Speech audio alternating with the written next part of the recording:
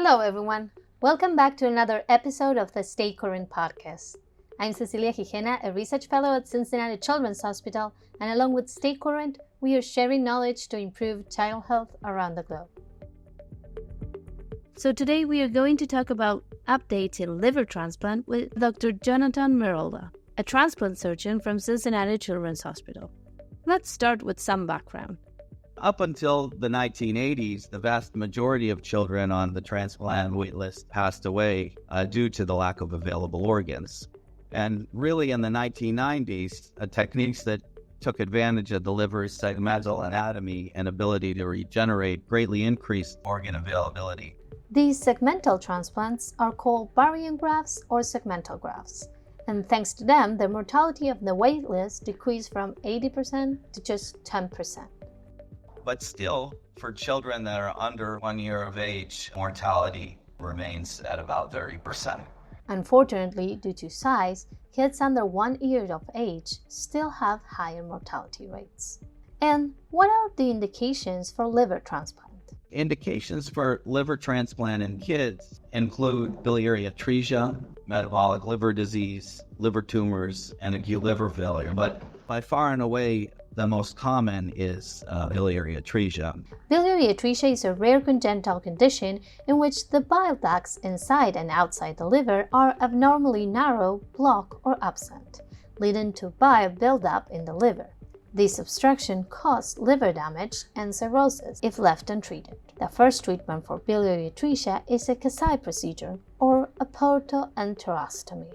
So the old dogma of a third get better, third stay the same, and the third get worse is really out the window. In previous years, the usual prognosis for patients with biliary atresia was that after a Kasai procedure, a third often will improve, a third will remain the same, and a third will get worse. But now, the native liver survival after a Kasai can be as high as 80%. The keys to this were early diagnosis and selective use of the antibiotics and steroids. So, how does this influence the transplant?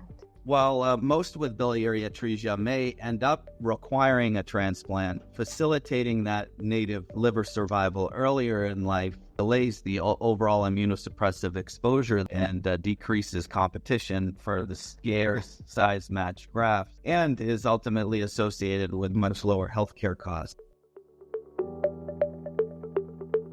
Great.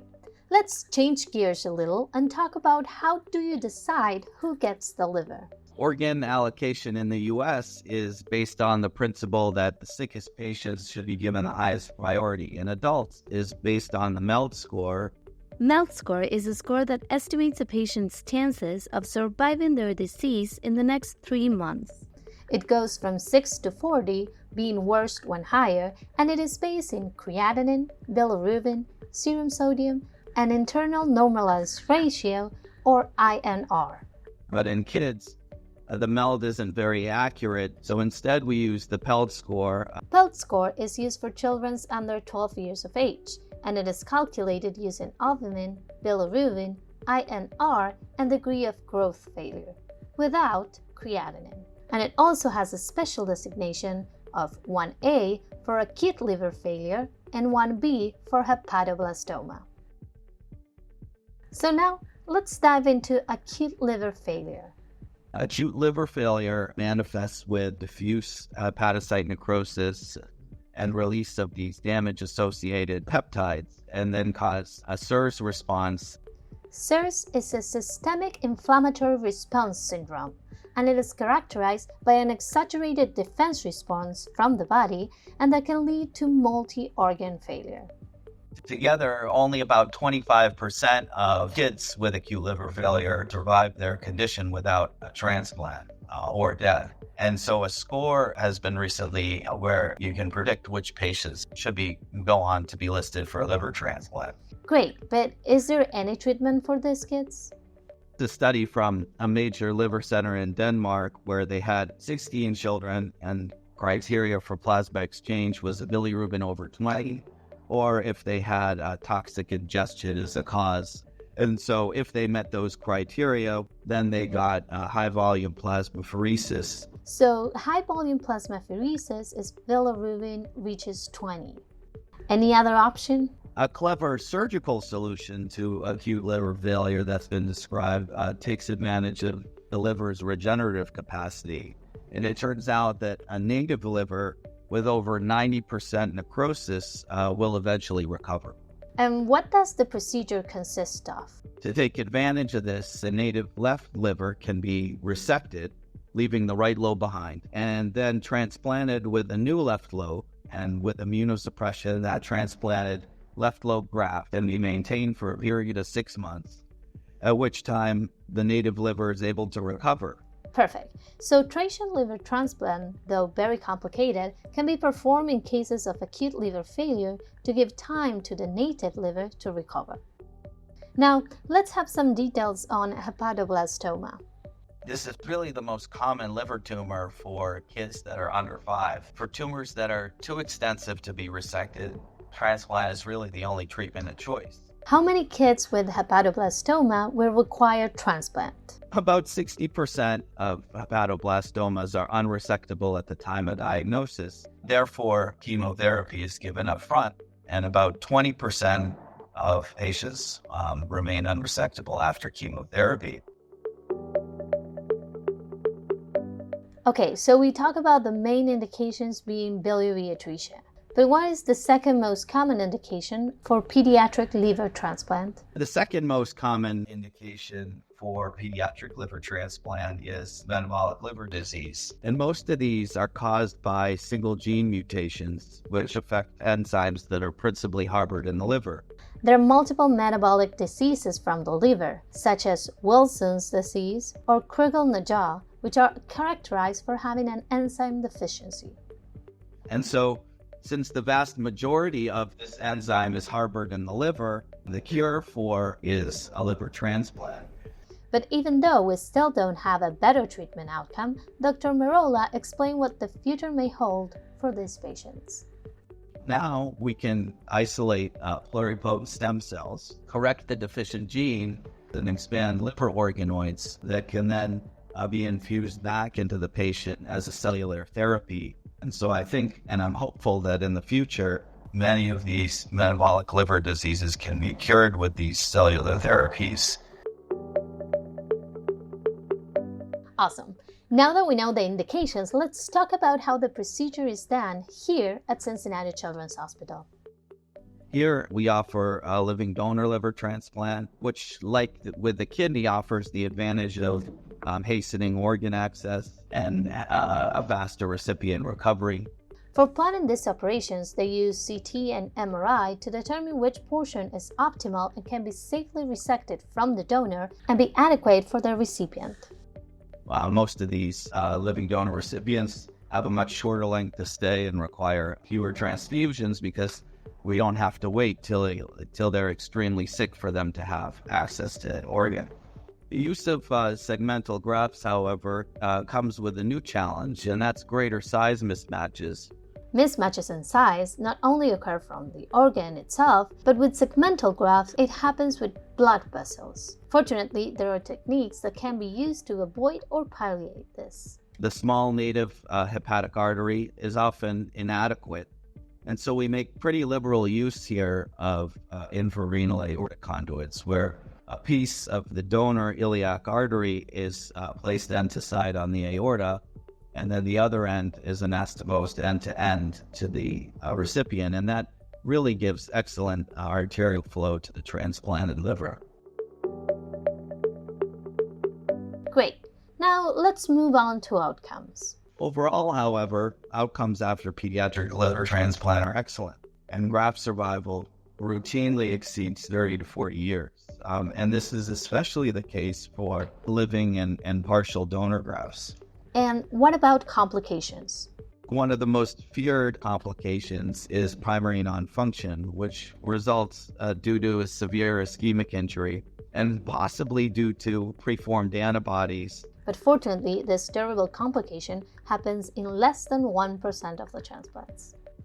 Vascular complications are much more common in pediatric transplant, and usually occurs within the first 30 days.